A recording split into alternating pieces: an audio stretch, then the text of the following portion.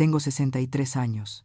Mi hija Elena me dijo a la cara que ya no podía vivir con ella porque arruinaba toda la estética, y lo dijo con la misma boca a la que una vez alimenté con manos temblorosas cuando estaba demasiado enferma para sostener una cuchara. Esas palabras me cortaron más hondo que cualquier cuchillo. Sí, lo hice. Hice las maletas esa misma tarde. Y ahora voy a contarles por qué. Era un domingo a última hora de la tarde, el tipo de día dorado en el sur de España, que te hace querer creer que el mundo todavía es amable. Acababa de terminar de regar el jardín, una rutina suave que había asumido discretamente desde que me mudé a vivir con ella. Hace 2 años, mis dedos todavía olían a romero. La brisa se colaba por el limonero, esparciendo sombras por el patio trasero, donde ella y su marido, Javier, tomaban kombucha en botellas de cristal grabado, que costaban más que todo mi juego de café. No me vieron, o si lo hicieron, me miraron como si fuera una mancha en el cristal, que aún no se habían molestado en limpiar. Dentro, la cocina estaba impecable. Yo la había limpiado. Siempre lo hacía, en silencio. Nunca pedí las gracias. Había doblado la ropa antes, emparejado cada calcetín, incluso los que sospechaba que pertenecían a esa mujer a la que Javier le enviaba mensajes. No era mi lugar. Por supuesto, nunca fue mi lugar. La casa olía a cáscara de naranja y a velas de eucalipto que ella compraba en alguna marca local minimalista que adoraba. Todo era natural, intencional, elevado. Ahora decía a menudo palabras, así con una voz nueva, con la que no había crecido, un poco demasiado pulida, un poco demasiado cortante. En algún momento del camino, había empezado a hablar como la gente de las revistas, cuyas fotos solía recortar, y en algún momento de ese mismo camino, yo dejé de encajar. Sucedió lentamente. Primero, fue la petición de que no dejara mis zapatillas de andar por casa en el pasillo. Interrumpe las líneas limpias. Luego, fue mi colección de tazas de casa, un poco demasiado kitsch. Luego, las cortinas que colgué en mi habitación de invitados no encajaban con la paleta de colores neutros. Intenté ajustarme. De verdad que lo intenté. Me doblegué sobre mí misma, como la ropa doblada, esperando que tal vez, si me hacía lo suficientemente pequeña, lo suficientemente silenciosa, lo suficientemente suave, podría quedarme, porque no era solo una casa, era la casa que una vez compré para ella, hace 15 años, después de que su padre muriera. Tomé el dinero del seguro y compré esta casa, una casa modesta pero bonita, de 2 plantas en un barrio tranquilo bordeado de naranjos. Ella tenía 22 años entonces, recién salida de la universidad, saliendo con Javier y soñando a lo grande. Recuerdo el día que firmé los papeles y le entregué las llaves. Ni siquiera parpadeé por el pago inicial. Quería que se sintiera estable, que supiera que el mundo no siempre le iba a quitar el suelo bajo los pies. Ella lloró ese día. Lágrimas de verdad. Me abrazó tan fuerte que pude sentir a la niña pequeña en ella de nuevo, y me susurró: «Eres mi ángel de la guarda». Ella no sabía que había renunciado a mis propios planes de jubilación, que vendí las últimas joyas que me quedaban, que dejé de ir al dentista, que renuncié a todo para que ella no tuviera que preocuparse. Pero eso es lo que hacen las madres, ¿verdad? Dan y dan y dan, hasta que las personas que aman olvidan que alguna vez hubo un coste. Ese domingo hice pasta para cenar, fideos frescos con pesto casero de espinacas. Había recogido la albahaca del huerto que planté en la esquina que, según ella, era espacio desaprovechado. El aroma llenó la casa, cálido y verde. Cuando entró, apenas me miró. «Puedes no cocinar con ajo esta semana», dijo, sin quitarse siquiera las gafas de sol. «Los clientes de Javier son sensibles a los olores», asentí. Por supuesto, ni gracias, ni hola. Luego, justo cuando estaba limpiando la encimera, se apoyó en la isla de mármol y dijo: «Necesitamos hablar». Esas 4 palabras. Debería haberlo sabido. «He estado pensando mucho», comenzó, jugando con su pulsera de oro, «y creo que es hora de que encontremos otro tipo de arreglo de vivienda». «Otro arreglo», repetí. Ella suspiró. «Esto ya no funciona, siempre estás por aquí, y la casa, Ya no es lo que era. Está empezando a sentirse pesada, como si la energía estuviera mal. Pensé que había oído mal. Ella continuó. No es personal. Pero honestamente, mamá, arruinaste un poco la estética. Las palabras no se registraron al principio. No del todo. La estética. Pregunté como si estuviera preguntando por un término médico que no entendía. Puso los ojos en blanco. Sí, la vibra, el flujo. Siempre estás poniendo esos cojines bordados, dejando paños de cocina por todas partes, cocinando comidas anticuadas. No es moderno. La casa parece de tu generación. Y eso ya no es lo que Javier y yo queremos. La miré fijamente. Esta era la misma cocina, donde una vez le canté nanas durante las tormentas eléctricas, el mismo pasillo donde colgué sus fotos de graduación del instituto, la misma sala de estar donde caminé durante horas cuando no regresó a casa de su primera cita con Javier. Y ahora yo era un mueble que no combinaba. No quise herirte, añadió, aunque su tono decía lo contrario. Pero ya tuviste tu tiempo. Esta es nuestra vida ahora. Asentí lentamente. Mis manos temblaban, no de rabia, sino de algo peor, del colapso de algo que no sabía que seguía en pie. El acuerdo tácito de que yo importaba. Se dio la vuelta para irse, ya enviando mensajes de texto a alguien. Miré alrededor a las paredes que había vuelto a pintar, el sofá que había pagado para retapizar, las alfombras que había comprado, los tablones del suelo que había ayudado a reparar cuando la fontanería inundó todo lo que había hecho para que ella no tuviera que vivir como yo, sobreviviendo, rezando para que el techo no goteara. Le había construido un reino, ladrillo a ladrillo, y ahora yo era una mancha. No dije mucho después de eso. No lloré ni grité ni supliqué. Simplemente terminé de limpiar la encimera. Enjuagué el paño de cocina y lo colgué ordenadamente en el tirador del horno. Luego caminé lentamente hacia mi habitación, la que estaba escondida en la esquina más lejana de la casa, la de las cortinas que ella odiaba, y me senté en el borde de la cama. Ella no vino a verme. Javier ni siquiera levantó la vista de su portátil. Afuera, el viento se levantó, rozando las ventanas como dedos que pedían ser guiados adentro. Vi la luz desvanecerse en las paredes, las sombras trepando hacia arriba como humo. Mis huesos dolían de una manera que no había sentido en años. No por la edad, sino por la pena de ser borrada. Me quedé mirando la pequeña caja de madera de mi cómoda, la que guardaba fotografías antiguas, recibos, cartas. Escondida en el fondo había un sobre marcado en rojo. Escritura, mi nombre, mi firma. Ella no lo sabía. Nunca había preguntado porque en su mente la casa era suya, la vida era suya. Yo era una invitada que se quedaba más tiempo de lo que se había permitido. Hacía mucho tiempo.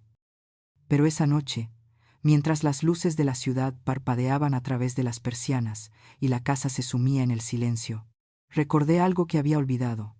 Nunca le di la casa, le di la oportunidad y ahora iba a recuperarla. No dormí esa noche, me quedé mirando el techo durante horas, mis manos dobladas sobre mi estómago como si estuviera esperando algo, un golpe, una disculpa, un cambio de opinión, pero nada llegó, solo silencio. Sus palabras seguían sonando en mi mente como un disco rayado. Arruinaste toda la estética. No. Ha sido difícil. No. Necesitamos espacio. Ni siquiera. Necesito mi propia vida. No. Lo que dijo fue sobre estética. Como si yo fuera una pintura colgada en la habitación equivocada, algo que no encajaba, algo que ella había elegido una vez, pero que ahora quería tirar con el reciclaje. Me levanté antes del amanecer. Me moví en silencio por la cocina e hice café como siempre. Por costumbre, saqué 2 tazas, la suya y la mía. Las miré a ambas. La suya era blanca con ribete dorado, elegante y perfecta. La mía estaba astillada en el asa. Un regalo de un compañero de trabajo de hace años, con flores azules y las palabras: la mejor mamá del mundo en el frente. Puse la suya de nuevo en el armario. Bebí la mía en silencio, sentada en el extremo de la mesa de la cocina, frente a la pared. No quería mirar el resto de la casa. No esa mañana. No estaba lista. A las 7:15, Oí sus tacones chasquear por las escaleras. Ese sonido solía hacerme sonreír. Yo pensaba, está persiguiendo sus sueños, pero ahora solo me recordaba que yo ya no formaba parte de esos sueños. Buenos días, dijo ella secamente. Buenos días, respondí. Eso fue todo. Ni sonrisa, ni contacto visual, solo dos personas viviendo bajo el mismo techo, fingiendo que todo estaba bien. Agarró su batido de proteínas de la nevera, y ni siquiera miró el café recién hecho. Ni siquiera preguntó si quería algo de la tienda. No preguntó cómo dormí. Tal vez ya sabía la respuesta. Me quedé sentada observándola revisar su teléfono, tecleando rápido con esas uñas perfectamente pulidas que yo solía pagar. Solía llamarme después de cada manicura, contándome qué color había elegido y cuáles eran los chismes del salón.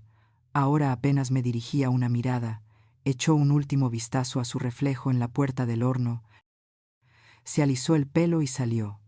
Ni un adiós, ni un gracias, nada. Después de que se fue, caminé lentamente por la casa.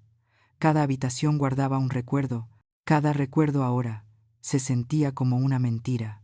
En la sala de estar, noté la foto enmarcada de su graduación. Me estaba abrazando.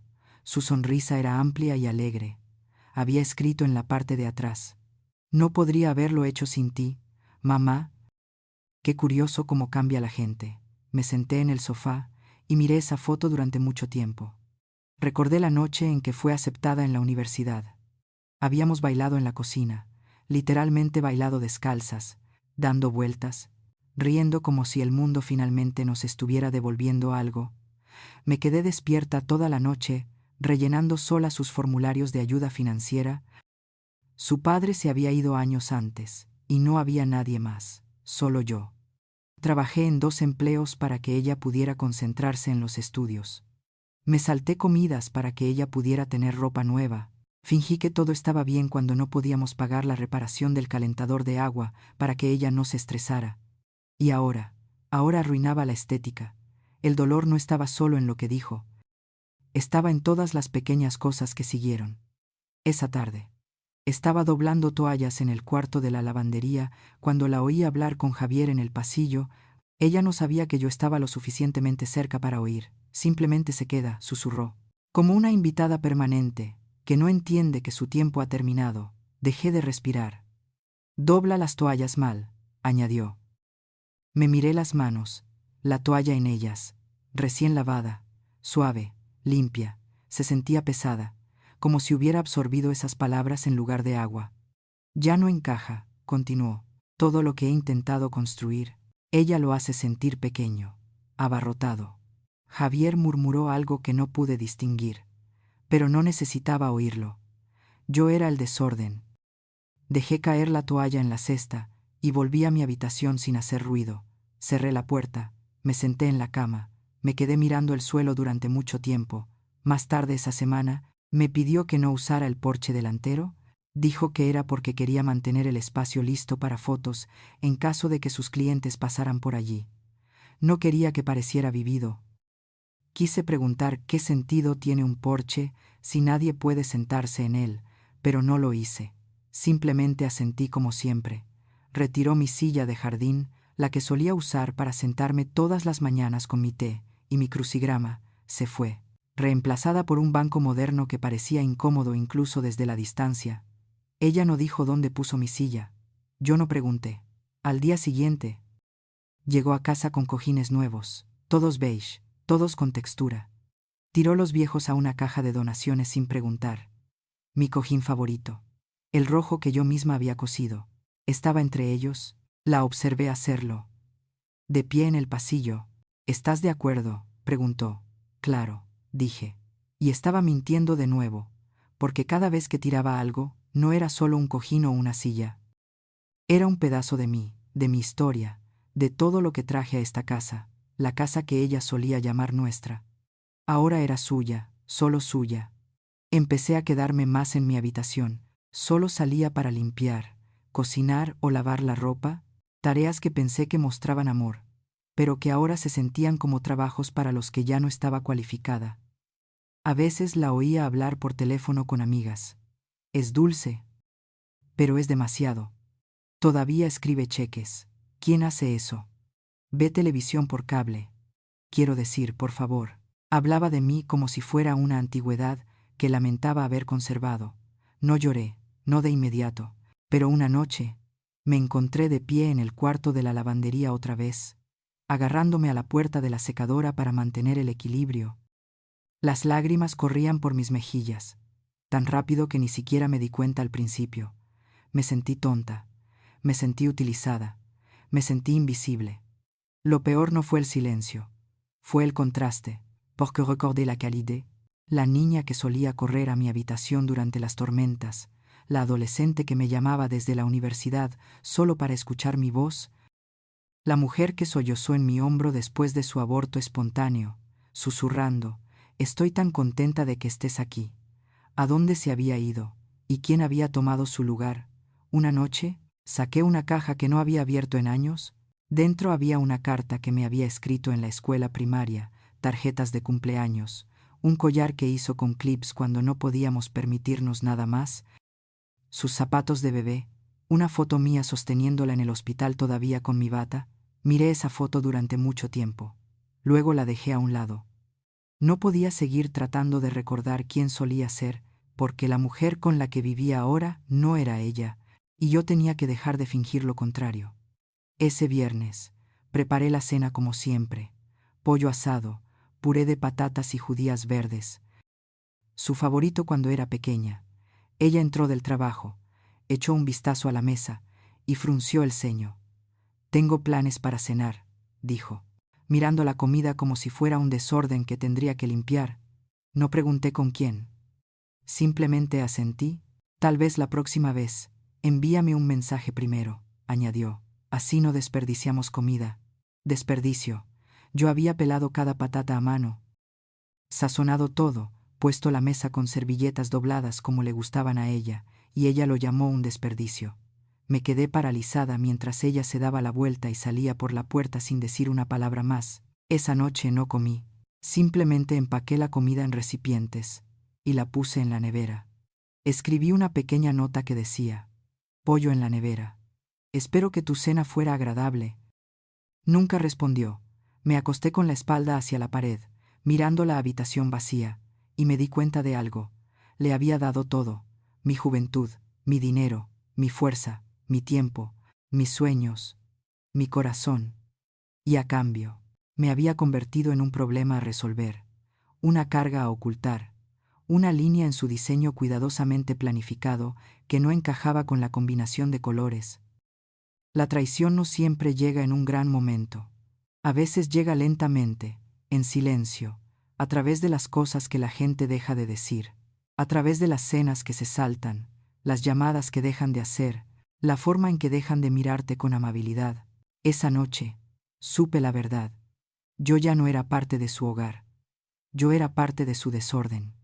Y el desorden estaba a punto de ser limpiado, pero no de la manera en que ella pensaba. Eran las 5:43 a.m. Cuando tomé una decisión. Había estado despierta desde las 3:00, viendo el cielo pasar de tinta a carbón. Los pájaros ni siquiera habían comenzado a cantar todavía. La calle exterior todavía dormía. El aire demasiado pesado, demasiado quieto, el tipo de silencio que generalmente sigue a una tormenta, excepto que en este caso vino antes de una. Yo no quería venganza, no realmente, solo quería recuperar mi paz. Quería dejar de sentirme como una mancha en la vida de otra persona. Pero ¿saben qué más quería? Quería que supiera lo que se siente al que te digan que ya no perteneces a un hogar que ayudaste a construir. Y no iba a levantar la voz. No iba a suplicar. No, iba a recordarle a quién pertenecía realmente esta casa. Ella había dejado su portátil abierto la noche anterior, algo que rara vez hacía. No estaba husmeando. No abrí sus archivos. Pero justo allí, en el fondo de escritorio, había un vision board, una imagen de una cocina elegante y totalmente blanca, sin desorden, sin calidez. Una cita en negrita: «Menos es más».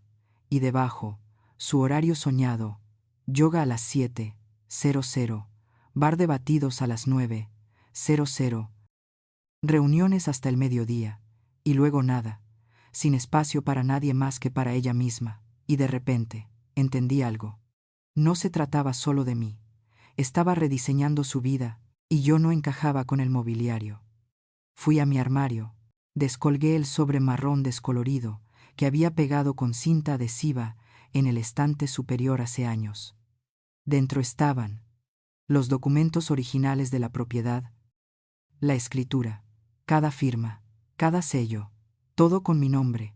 Su nombre no estaba en nada. Nunca había transferido la propiedad. Me dije a mí misma que era por razones fiscales, pero tal vez en el fondo era porque sabía que este día podría llegar. Ella pensaba que tenía el control total, que yo no tenía opciones, ni poder, ni salida. Olvidó una cosa: nunca le di la casa, le di acceso a ella. Y el acceso puede ser revocado. Me senté en la mesa del comedor, la que ella dijo que era demasiado anticuada, y pasé mis dedos por los bordes. Todavía podía sentir las muescas donde su trona una vez se había apoyado contra las patas. Recordé haberle dado guisantes aquí, raspar cera de colores de la madera, ponerle una tirita en el dedo cuando se hizo su primera astilla. Esa mesa había visto más amor que cualquier costosa encimera de mármol jamás vería.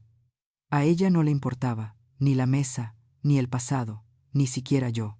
Solo le importaba la imagen, y ese fue el momento en que me di cuenta de que ya no estaba triste, estaba lúcida. A las 8:00 en punto. Caminé hasta la imprenta más cercana.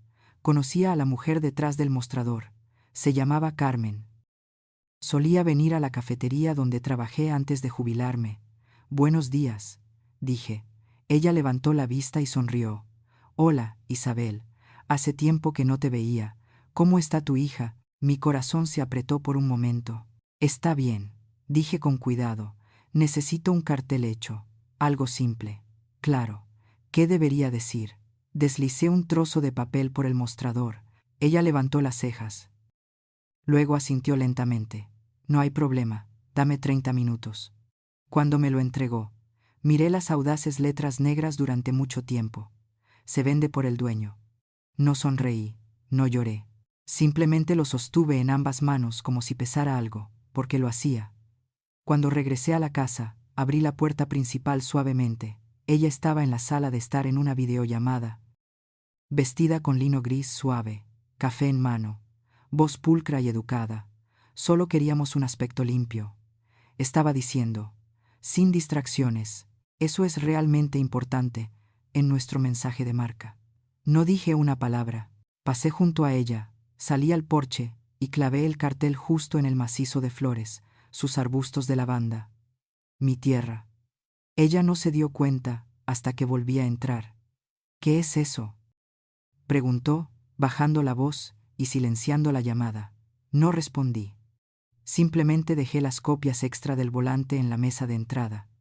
Ella se levantó rápidamente, pasando junto a mí, como si hubiera derramado algo en su alfombra favorita. Espera, ¿esto es real?, preguntó, agarrando uno de los volantes. Sostuve su mirada. Sí, dije. Su expresión parpadeó, confusión primero, luego incredulidad, luego algo más duro, algo así como miedo vestido de irritación. Estás vendiendo la casa, asentí. Pero este es mi hogar. No, dije con calma. Esta es mi casa. Tú solo has estado viviendo en ella. Ella se rió. Ese tipo de risa nerviosa que usa la gente cuando está perdiendo el control de una situación. No puedes simplemente venderla. Es una locura. Tengo clientes. Tenemos planes. ¿De qué estás hablando? No respondí de inmediato. Simplemente la miré. Realmente la miré. Todos estos años la había visto como mi hija, la bebé que una vez llevé, la niña a la que una vez animé, la mujer a la que una vez protegí, pero ahora mismo era solo una persona que olvidó de dónde venía. Me dijiste que arruiné la estética, dije en voz baja. Te estoy facilitando encontrar una que encaje. Su boca se abrió, luego se cerró de nuevo. El giro emocional llegó justo en ese momento, no de ella, sino de mí, porque en ese momento recordé algo que había enterrado hace años, algo en lo que ni siquiera me había permitido pensar hasta ahora. Sus palabras: arruinas todo, No eran nuevas. Eran las mismas palabras exactas que mi propio padre me dijo cuando me quedé embarazada a los 19 años: arruinaste tu vida. Había dicho, tirando mi maleta por las escaleras del porche: vete. No tenía a dónde ir, ni trabajo, ni apoyo, ni idea de cómo criar a un bebé. Pero encontré la manera. Hice turnos en una cafetería, limpié habitaciones de motel, hice sándwiches para el almuerzo y me salté la cena. Sobreviví a duras penas. Todo para darle una vida mejor que la mía. Y ahora me estaba echando de la casa que compré, usando casi las mismas palabras que mi padre. El ciclo había cerrado el círculo, y no iba a permitirlo. Ella me siguió hasta la cocina, con la voz subiendo. Esto es cruel, espetó. ¿Estás haciendo esto solo para vengarte de mí? No, dije, todavía con calma. Estoy haciendo esto para elegirme finalmente a mí misma. Ella tiró las manos al aire. Entonces, ¿a dónde vas a ir? Ya lo averiguaré, dije. Justo como hice la primera vez que me dijeron que abandonara un hogar que ayudé a construir. Eso la detuvo. Su rostro palideció un poco. Esa noche, no me habló. Dio un portazo en la puerta de su dormitorio. Pero no antes de que viera el pánico en sus ojos. Sabía que iba en serio, y por primera vez, no sentí culpa. En los días que siguieron, comenzaron las llamadas, primero de ella, luego de Javier, luego de su tía, todos preguntándome lo mismo. ¿De verdad estás vendiendo la casa? Sí, lo estaba. La puse a la venta a la mañana siguiente. Una agente inmobiliaria que conocía desde hacía años me ayudó a armar las fotos. Incluso ayudé a escribir la descripción. Encantadora casa de 2 dormitorios con historia, corazón y el tipo de fuerza que no se encuentra en los cimientos, sino en la mujer que la construyó. Se vendió en una semana, comprador en efectivo por encima del precio de venta, la mañana que se lo dije. Parecía no haber dormido en días. ¿Pero qué pasa con todo lo que he construido aquí?, preguntó, con la voz quebrada. Quise decir, ¿qué pasa con todo lo que yo construí? Pero no lo hice, porque ya había dicho suficiente. Te deseo lo mejor, dije, y lo dije en serio.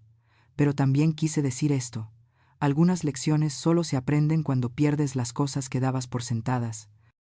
El día que me fui, estaba lloviendo, suave, constante, como si el cielo también hubiera estado conteniendo la respiración.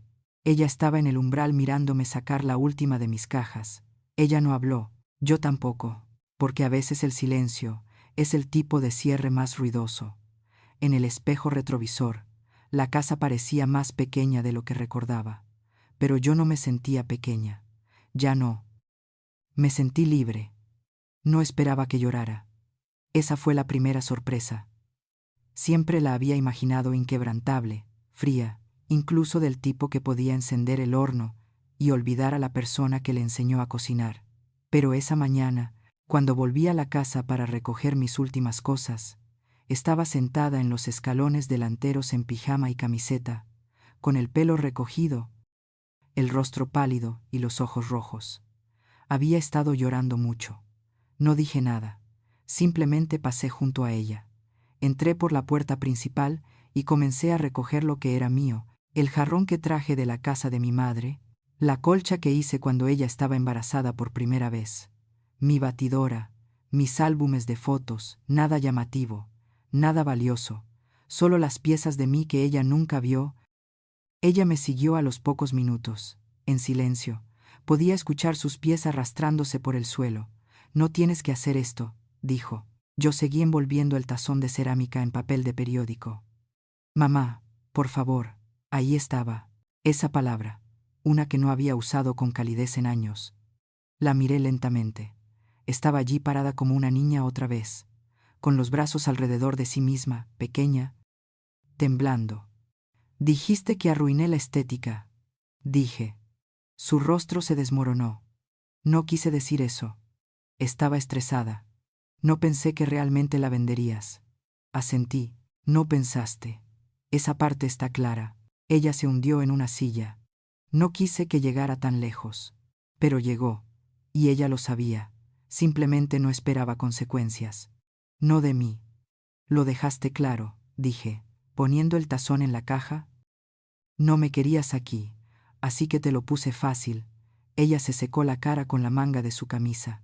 Eres mi madre, podemos hablar de esto, podemos arreglarlo. Casi me río, no porque fuera divertido, sino porque estaba muy lejos de la realidad. Rogé por tu atención durante años, dije, manteniendo la voz nivelada. Hice tus comidas favoritas, doblé tu ropa. Me quedé despierta cuando estabas enferma, regué tus plantas. Hice todo lo posible para mantener la paz en una casa que pagué, y me hiciste sentir que estaba en el camino. Ella no dijo nada. ¿Sabes lo que se siente al ver a tu hijo caminar como si no existieras? Como si solo fueras ruido de fondo. Abrió la boca, la cerró. Yo fui la pared en la que te apoyaste, las manos que te sostuvieron. Y me olvidaste en el momento en que dejó de ser conveniente. Ella sorbió. No te olvidé. Lo hiciste, todavía no lo ves. Incluso ahora, ella miró el suelo. El silencio se extendió entre nosotras. Por primera vez en meses, no dolió. Simplemente se sintió definitivo. Cogí la caja y la llevé al coche. Cuando regresé, ella estaba al teléfono. Su voz se quebró. No me escucha. Realmente la está vendiendo. Pausa. No. Los papeles están firmados. La agente dice que tenemos menos de 2 semanas. Otra pausa. Su voz bajó. No pensé que lo llevaría a cabo. Por supuesto que no lo pensó. Nadie en esta familia pensó nunca que dejaría de dar. Al mediodía, su marido estaba en casa. No me habló directamente. Solo susurró en las esquinas con ella, revisando su teléfono como si esperara un milagro. Intentaron la culpa, luego el silencio, luego la falsa amabilidad. Pero me mantuve callada, concentrada, firme. Esa noche, deslizó una nota por debajo de mi puerta. Por favor, no hagas esto. Te necesitamos. Te necesito. La doblé por la mitad y la coloqué en la misma caja que las otras cosas que me llevaba. No como señal de perdón, sino como prueba de que cuando todo se derrumbó, finalmente me recordaron. Los días siguientes estuvieron llenos de pánico. Me envió mensajes de texto sin parar. ¿Hablaste con el comprador? Puedes cancelarlo. Cambiaré. Lo juro. Solo dame otra oportunidad. Sigue siendo mi madre. Eso no significa algo. Lo significaba, pero no lo suficiente como para deshacer lo que había hecho. Durante años, fui la ayudante, la solucionadora, la que salía adelante. Se apoyaron en mí, porque nunca dije que no. Pero esta vez, no discutí, no justifiqué, no expliqué. Dejé que el silencio respondiera por mí. Empezó a llamar a otros familiares.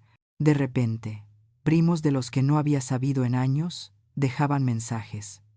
Ella no lo quiso decir. No hagas esto. Estás destrozando a la familia. La criaste mejor que esto. Cada uno intentando culparme para que me detuviera. Pero ninguno de ellos estuvo allí cuando lloré hasta dormirme. Ninguno de ellos me ayudó a cargar el peso. Ninguno de ellos la vio sonreír a extraños mientras ignoraba a la mujer que construyó todo su mundo.